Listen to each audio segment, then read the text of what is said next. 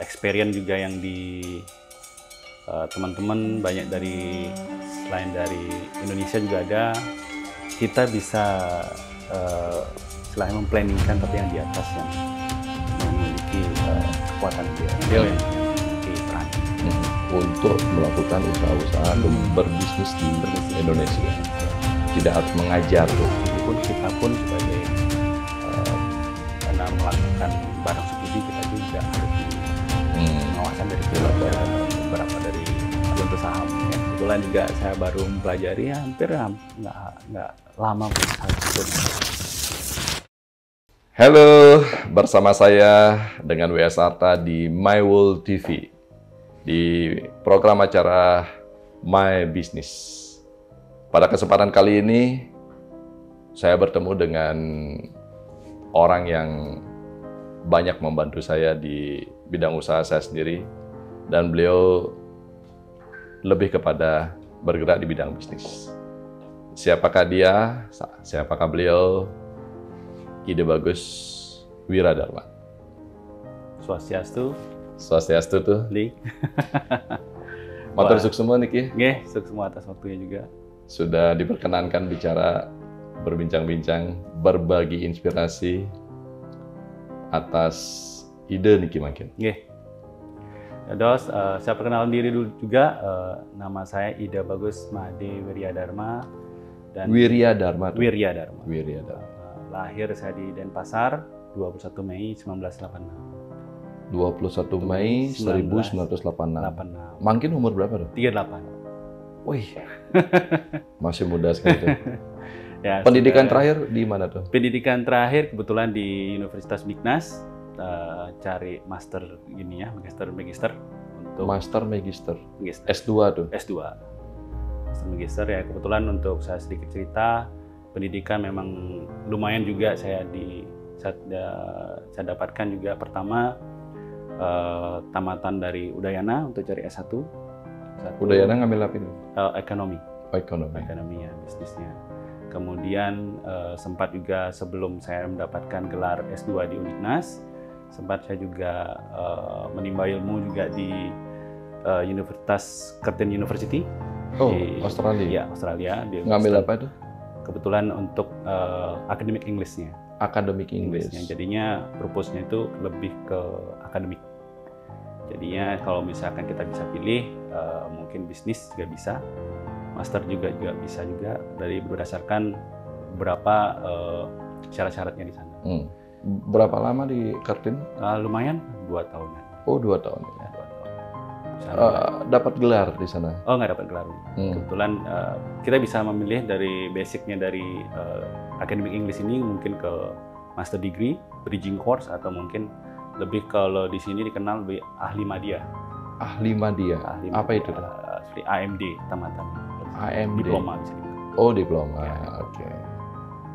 Dan ya setidaknya beberapa ilmu yang dapatkan di Australia, dan kebetulan juga experience juga yang di teman-teman banyak dari selain dari Indonesia juga ada, Singapura, Malaysia, Irak juga ada, Iran juga ada. banyak pengalamannya, Dubai, Jepang dan Cina gitu. Istilahnya kita tuh kolaborasi lah di sana. Jadi kalau nggak salah, kalau sedikit cerita tentang masalah pendidikan, waktu unik juga di Australia, di Perth itu di tahun 2010. 2010 saya pertama kali menginjak universitas di sana. Ya, kebetulan juga universitas sana betul-betul terkenal ya, dan dari 4 universitas, salah satunya Curtin University sama Perth University juga. Curtin University ya. Sama Perth University. Itu di Perth-nya? Di Perth. Ya. Karena yang salah satu yang saya pilih Curtin-nya. Karena itu satu sisi swasta juga. Dan kebanyakan juga ya kita milih kan untuk nyari temennya. 2 tahun di sana, menurut Gus Ade, apa yang didapatkan? Satu, pengalaman sudah pasti beli. Pengalaman yang saya terima dari akademik. Ini kan setelah tamat dari S1. S1 Udayana. Ya, Udayana, saya prepare dulu istilahnya study juga di sini untuk mencari IELTS, yaitu tes IELTS-nya juga. Kemudian langsung kita berangkat ke Australia dari tahun 2010. Ingat saya masalah di bulan Agustus itu. Agustus ya. Agustus. Kemudian yang pertama yang saya dapatkan di sana, yang pertama udah pastilah pengalaman. Yang satu sisi juga selain kita top nanti tentang masalah bisnis juga, pengalaman juga saya sempat juga sebagai pelayan pembersih pembersih bioskop. Cleaning service. Cleaning service. Bioskop. Namanya Hoyts di Perth juga. Hoyts di Perth. Berapa lama tuh? Ya, kalau nggak salah hampir 4 bulan ya, 4 bulan. Lumayan lah. 4 bulan. 4 bulan kita kerja dari jam weekend, kebetulan kita nyari weekend, karena masalahnya hari Senin sampai hari Jumat itu kan sudah sekolah. Ya, kita weekend aja, hari Sabtu dan hari Jumat malam sampai pagi kita bekerja dari jam 12 malam sampai jam 5 pagi. Setelah itu keesokan harinya juga seperti itu. Wow. Ya. Weekend mantan tuh. Weekend aja. Luar biasa. Tapi rata-rata teman-teman kita yang sekolah ke luar negeri part time ya kerjanya. Betul, karena satu sisi kan kita juga dapatnya per jam lumayan. Di saat itu kan kalau setahunya saya di tahun 2010 itu Australia Barat itu untuk pendapatan part time-nya lumayan. Wow. Pendapatan beda-beda dan sama beberapa state-nya di sana. Di sini dah ininya tuh, di sinilah pentingnya. Di balik sukses orang tua dan kemampuan orang tua memberikan fasilitas ke anak-anaknya, bila mana nantinya mereka sekolah ke luar negeri, anak-anak ini akan merasakan entah itu sebagai cleaning service, entah itu sebagai steward, cuci piring, atau apapun pekerjaan-pekerjaan kasar, mereka memiliki pengalaman yang luar biasa di sana, dan tidak mungkin mereka lakukan di Indonesia. Betul. Karena orang tua mereka sudah melebihi dari cukup.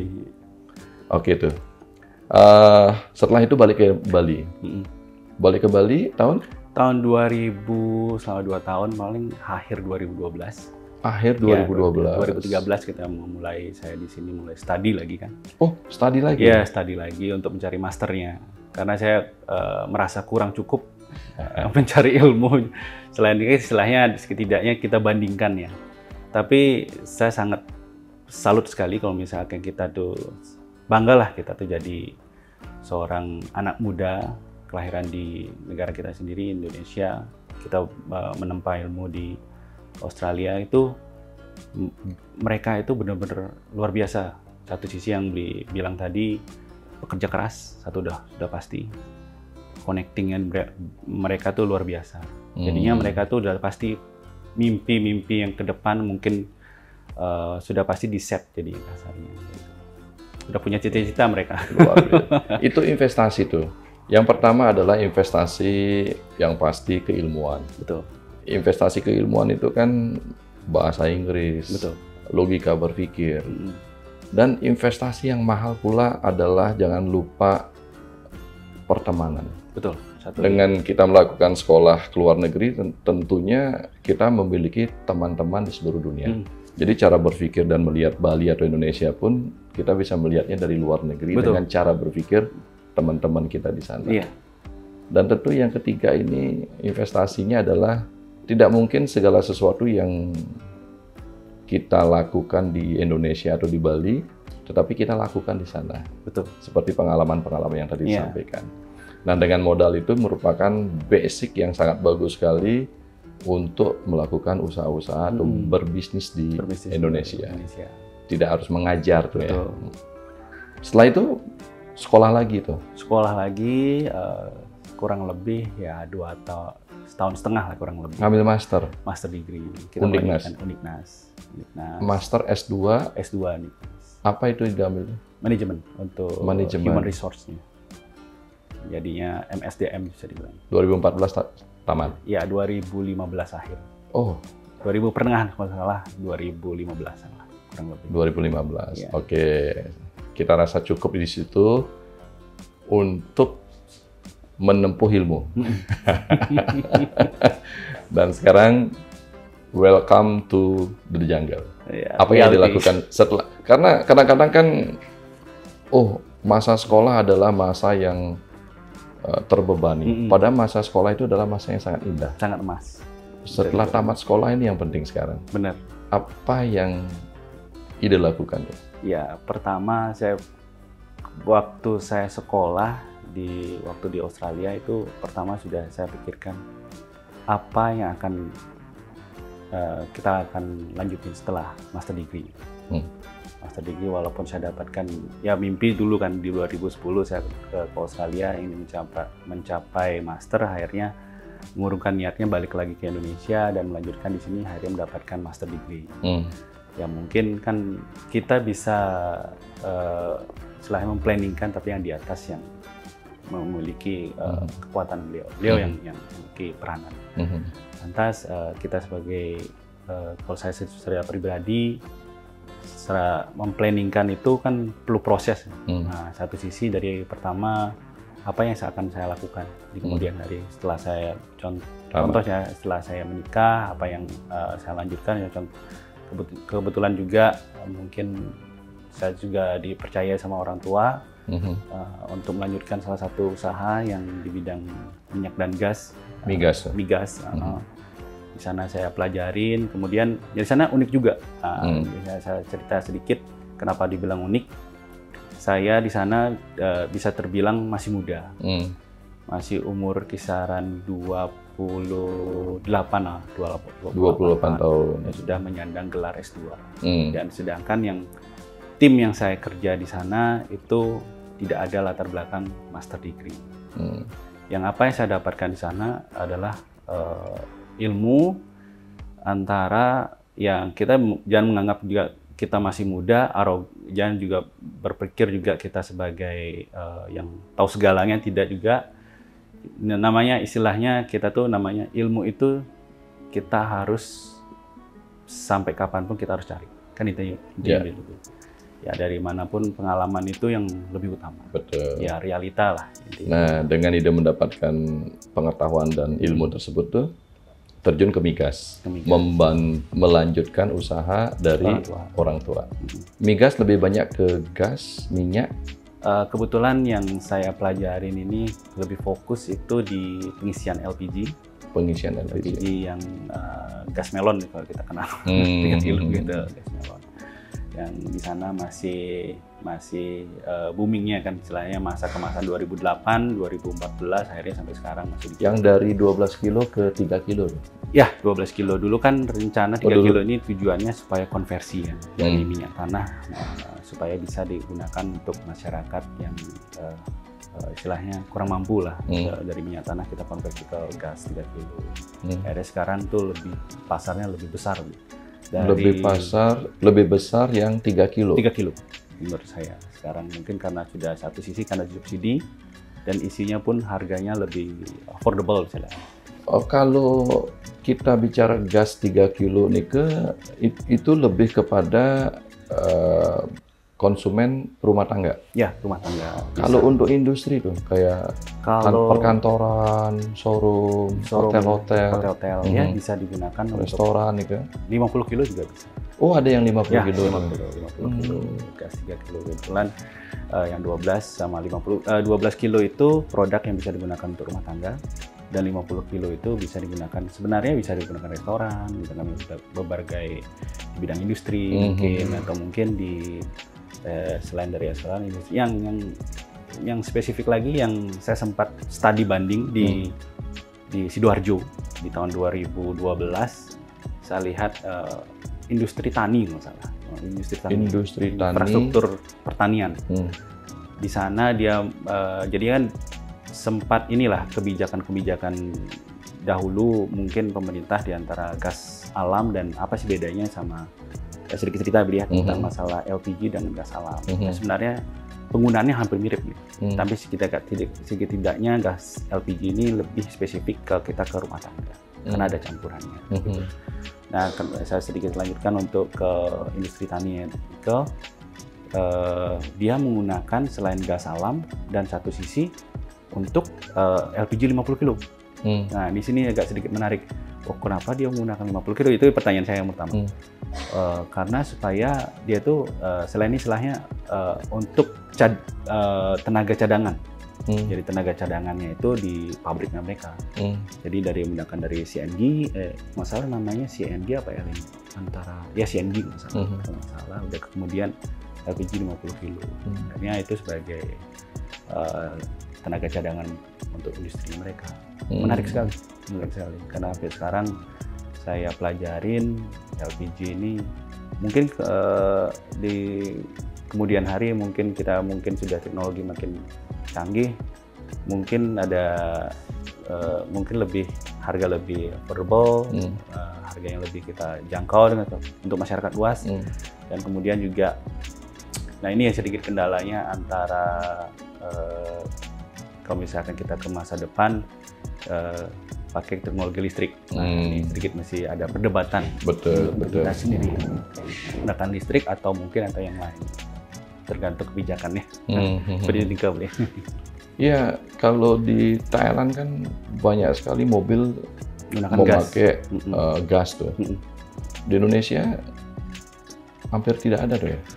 Nah, Niki yang sempat ya kan kita menjadi acuan antara hukum ini juga hukum permintaan juga. Nah, kita kalau dibilang di Asia Tenggara Indonesia itu penduduknya paling banyak, dan itu otomatis juga kalau kita lihat dari segi ekonomi, perputaran ekonominya sangat besar karena kita penduduk yang banyak.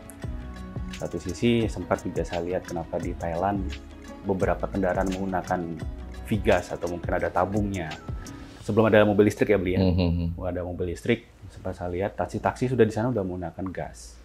Nah, ini menjadi informasi apa bisa digunakan di Indonesia. Nah, tergantung lagi sekarang kebijakan dari pemerintah kita sendiri, apa digunakan, apa mungkin apa bagus untuk lingkungan, atau mungkin kedua untuk bagus untuk kita semua. Contohnya kayak faktor ekonominya bagaimana, lantas untuk feelingnya di mana, seperti SPBU lah, seperti itu, pengisian bahan bakar. Iya, betul. Kalau di Indonesia tuh khususnya di Bali, kompetisi atas gas niki bagaimana? Kalau saya sekarang lihat saya lihat satu dekade ya beli, dari tahun 2008 semenjak konversi itu sudah dari minyak tanah udah beralih ke 3 kilo, kan permintaan udah pasti tinggi Bu. Semakin permintaan tinggi, dan itu para pengusaha juga melirik. Nah, selain dari SPBU, SPBE pun sudah ada. Kalau menurut saya persaingannya luar biasa sekarang.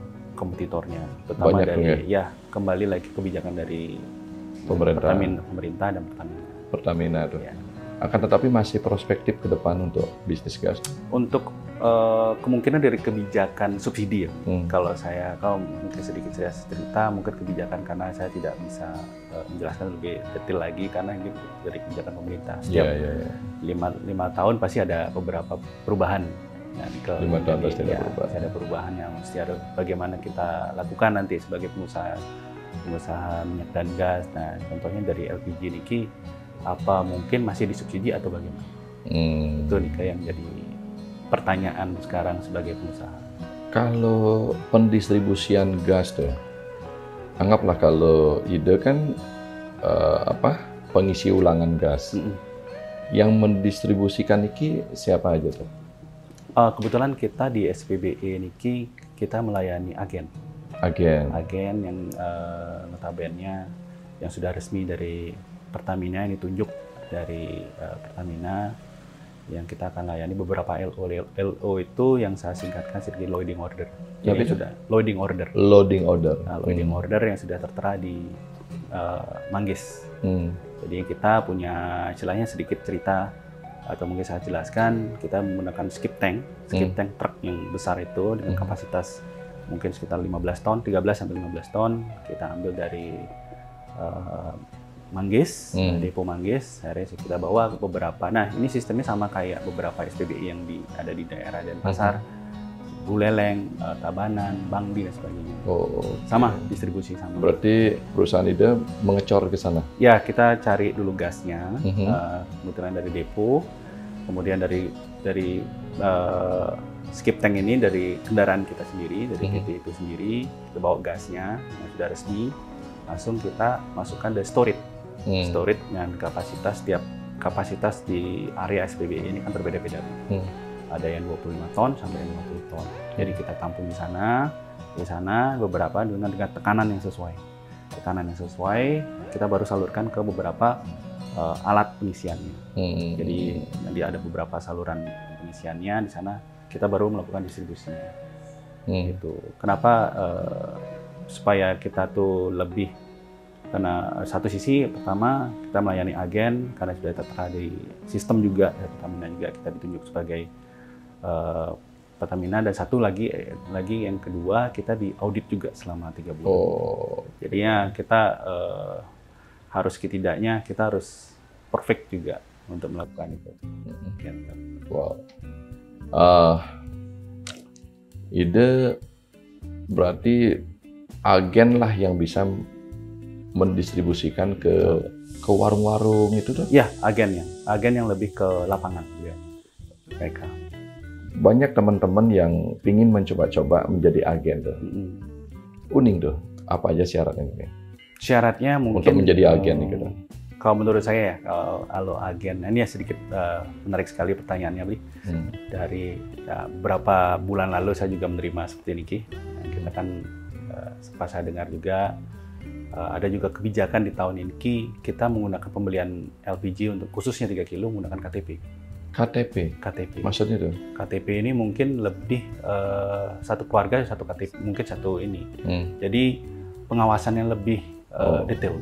Karena disubsidi. Karena kan dari subsidi pun kita pun sebagai karena melakukan barang subsidi kita juga harus di pengawasan dari Pertamina, beberapa dari Dirjen pemerintah juga.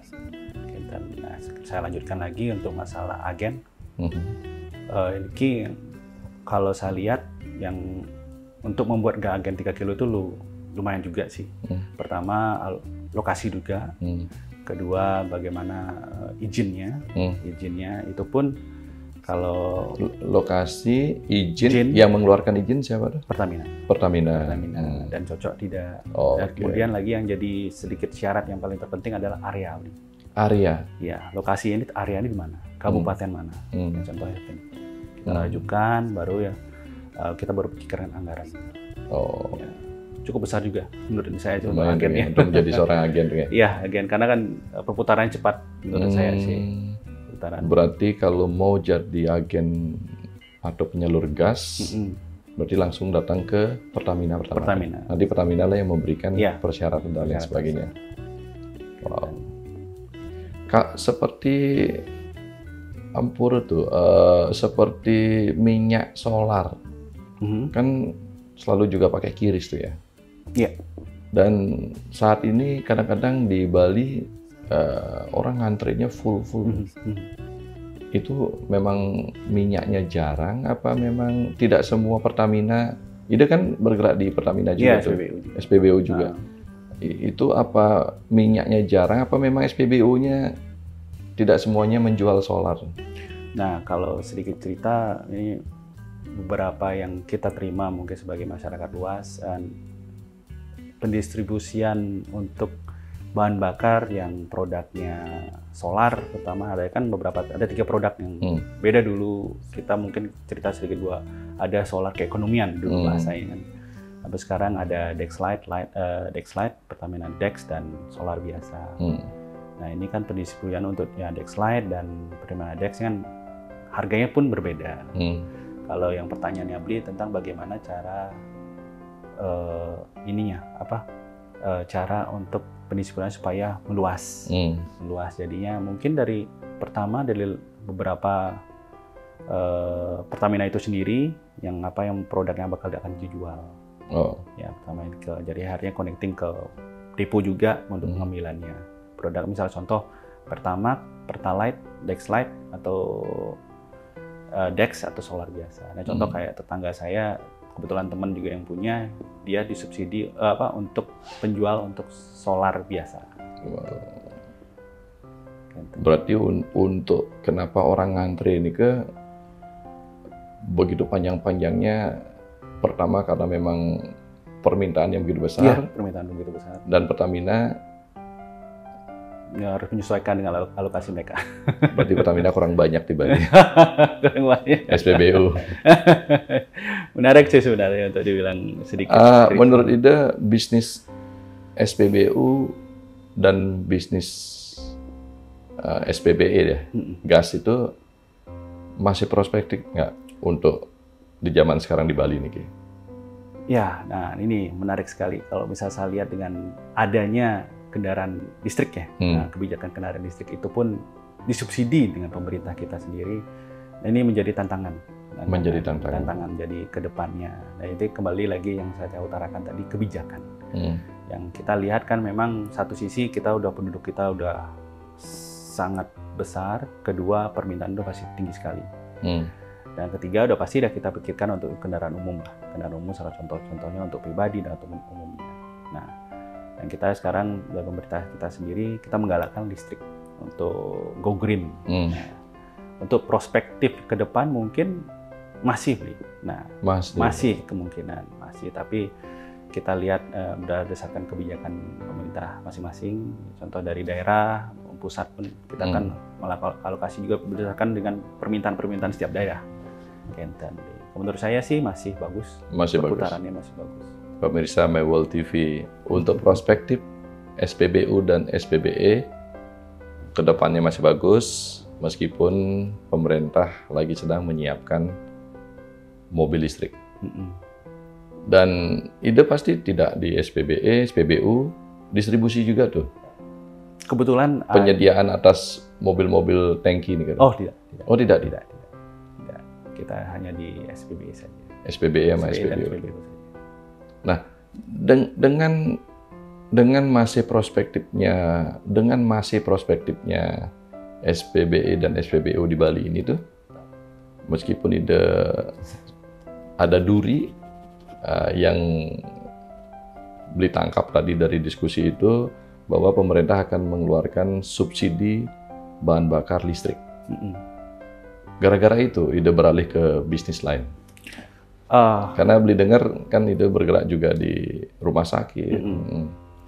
Justru ini kalau menurut saya nih, untuk sebagai pengusaha yang di umurnya masih 38 tahun, kita masih banyak belajar nih, intinya masih banyak belajar untuk ke depan. Dan untuk kenapa saya masih kok banyak pertanyaannya kan kok masih ada yang di bidang rumah sakit, kemudian di SPBE, SPBE maupun SPBU. Sebenarnya setiap beberapa industri ini mereka memiliki keunikan.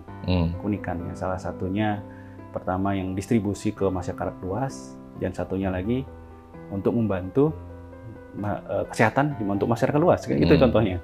Contohnya istilahnya pendistribusian untuk BPJS dan sebagainya. Ya sebenarnya sama-sama memiliki keunikan. Kalau menurut saya sih sama juga, kalau bisa dilihat kata bisnisnya, orang banyak loh untuk kebutuhan. Istilahnya basic inilah satu dari perekonomian, udah gitu. Kedua untuk istilahnya beberapa orang juga masih memerlukan. Jadi istilahnya pelayanan, kemudian untuk jasa, dan istilahnya untuk produk itu sendiri. Itu dari LPG. Wow. Pemirsa MyWorld TV, apa yang kita tangkap di sini? Pengusaha itu memang selalu inovasi dan selalu melihat perkembangan dari bisnisnya sekarang. Dan kalau yang kita pelajari adalah beliau ini berbisnis di bidang SPBU dan SPBE. Itu merupakan kebutuhan pokok atas kehidupan perekonomian kita. Dan memilih lagi terjun ke yang namanya bisnis rumah sakit. Dan jawabannya merupakan kebutuhan pokok juga akan kesehatan tersebut. Dan ini adalah pilihan-pilihan bisnis yang dicari oleh orang. Artinya konsumen yang membutuhkan kita. Bukan kita membutuhkan konsumen. Tapi meskipun kita pun juga harus memberikan yang namanya pelayanan, standarisasi, servis, dan lain sebagainya, fasilitas dalam era-era kompetisi ini. Pertanyaannya begitu, bisnis rumah sakit di Bali ini kan banyak sekali tuh. Rumah sakit apa yang ide atau apa rumah sakitnya yang ide masuki, dan ide melihat kompetisi rumah sakit di Bali ini dan pasarnya seperti apa tuh? Baik, kalau saya lihat kalau kita bicara dengan ruang lingkup di area Kota Madia dulu, baru kita agak sedikit meluas. Yang pertama saya lihat industri rumah sakit ini menurut saya selain satu sangat diperlukan sekali untuk masyarakat luas dan kita membantu untuk pelayanan segi kesehatan juga untuk masyarakat luas. Dari segi tidaknya juga kita juga dari lini bisnis untuk kesehatan ini sangat betul-betul signifikan setelah COVID. Nah, ini sedikit setelah COVID. Soalnya sebelum COVID ini ada sedikit perbedaan mereka. Ada sedikit perbedaan beberapa tingkatan. Mungkin pemerintah lagi menggodok sekarang kesehatan. Kita tuh harus prepare untuk lebih ke health kan. Istilahnya sama juga saya masih di umur 38, kita harus lebih mengetahui tentang kesehatan juga. Jangan pernah lupa kita boleh bekerja dengan capek-capeknya, stres bagaimanapun, tapi lebih penting itu kesehatan. Karena dari kesehatan kita tuh bisa berpikiran jernih. Kedua, selain itu kita tuh bisa melakukan apa saja. Ya, tentunya juga jangan pernah lupa juga kedua juga asupan yang kita terima. Ya, pertama dari kita tuh sebagai kalau saya lihat sebagai saya sendiri, kalau saya rasakan lebih keutamakan kesehatan harus lebih utama. Kesehatan. Gitu. Jadi mulai dari diri sendiri untuk kita mau memasuki bisnis apa yang akan kita masukin. Kita pakai apa enggak atas bisnisnya kita ini. Artinya kalau kita sendiri memerlukan apa tidak. Oh ternyata kesehatan itu sangat diperlukan. Dan beli dengar Ide sekarang pemilik saham terbesar di Bros Hospital. Kalau yang lebih besar sih ada. Ya, ada yang lebih besar. Kalau saya kan sebagai beberapa, kebetulan saya juga punya tanggung jawab juga setelah kan juga diberikan mandat kepercayaan sama direksi. Saya sebagai anggota dewan untuk rumah sakit swasta, dan di mana notabene saya juga untuk memiliki kebijakan untuk sektor pertama pengembangan. Bagaimana ini juga operasional yang di rumah sakit itu sendiri. Kita kan kembali lagi yang tadi beliau utamakan, kita harus berpikir sebagai pengusaha itu bagaimana cara untuk ke depan, gitu ya beliau. Yang kita pikirkan sekarang sebagai, saya bukan latar belakang dokter juga bukan, tapi yang dimana saya tadi bilang tuh memiliki industri yang unik, unik yang mesti harus saya pelajari.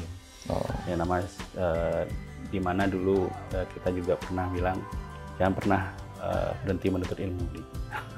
Jangan pernah berhenti menuntut ilmu. Dimanapun itu, tapi unik. Saya lihat unik sekali, keunikan. Muda, bergerak di migas, rumah sakit, apalagi tuh? Yang properti juga ada. Properti juga ada. Kebetulan yang saya gelutin juga sekarang dari berdasarkan hobi untuk otomotif, saya buka sedikit car wash dan detailing. Car wash dan detailing. SAC. Ya, SAC yang singkatannya Supplies Auto Center. Supplies Auto Center. Supplies Auto Center. Di mana kata itu yang saya dapatkan dengan partner saya namanya Dado. Kita pendistribusian produk untuk detailing. Pertama yang saya sebut brand Maguire, Menjerna, dan Wastro. Oh, berarti SAC ini distributor dari Maguire untuk area Bali. Area Bali. Ya. Maguire apa tadi? Menjerna, Wastro. Untuk car wash di Bali rata-rata pakai apa tuh? Nah ini sedikit kita lihat untuk car wash. Ya kalau kita menggunakan untuk produk Maguire, memang sih produk Maguire ini bisa dibilang relatif mungkin mahal. Harganya. Kalau dibilang mahal ya umum ya dia.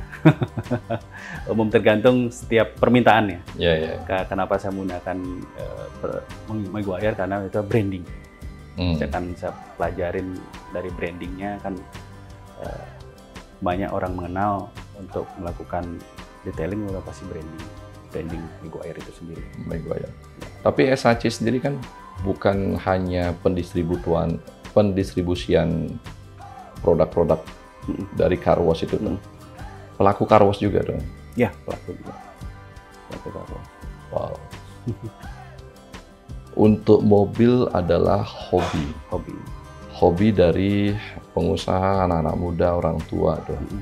Dan bagi yang hobi pasti akan mencuci atau membersihkan, merawat mobilnya di car wash yang dipercaya. Dan ini pun adalah bisnis yang memang dicari oleh konsumen. Wow, menarik. Luar biasa. Apalagi tuh, saham. Wah, ini saya pelajari memang menarik nih untuk saham. Ya, kebetulan juga saya baru mempelajari hampir nggak lama kok, 1 tahun. Tetapi untuk mengenalnya sudah dari tahun 2011. Mengenalnya sudah tahun 2011? Ya, 11. Berarti sudah di Perth?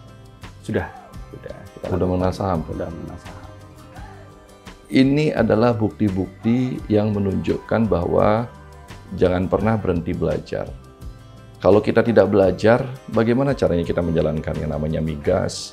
Bagaimana caranya kita memilih rumah sakit sebagai bisnis? Bagaimana caranya kita tahu akan car wash?